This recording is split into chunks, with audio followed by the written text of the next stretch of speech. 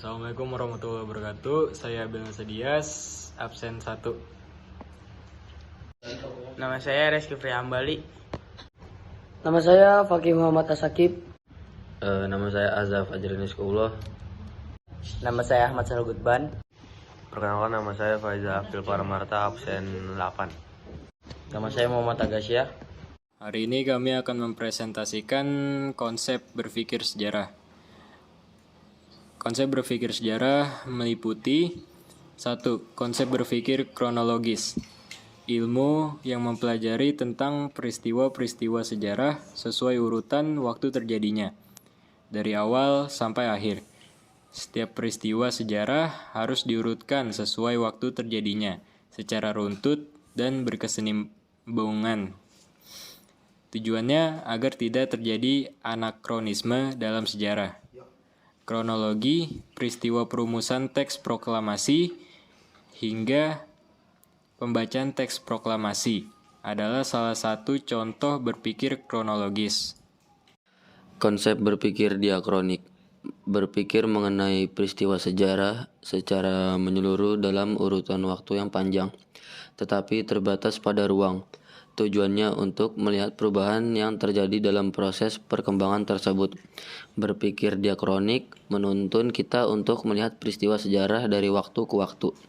Awan cendawan akibat ledakan bom atom di kota Hiroshima pada 6 Agustus dan Nagasaki pada 9 Agustus tahun 1945 di Jepang.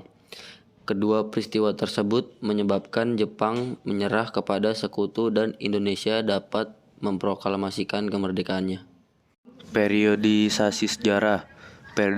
Periodisasi adalah pengelompokan peristiwa-peristiwa sejarah ke dalam suatu babak, masa, zaman, atau periode tertentu berdasarkan ciri-ciri yang sama.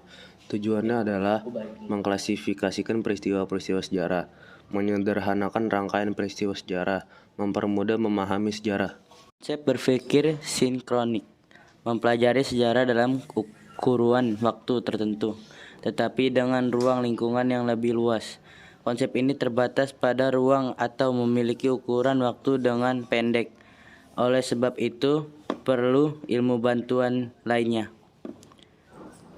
Pemberontakan Petani Banten 1888, karya Surtono Kartodirjo, adalah salah satu contoh pendekatan sinkronik dengan ruang lingkup yang sempit namun luas pembahasannya berkat ilmu bantuan yang lain. Konsep ruang dalam sejarah.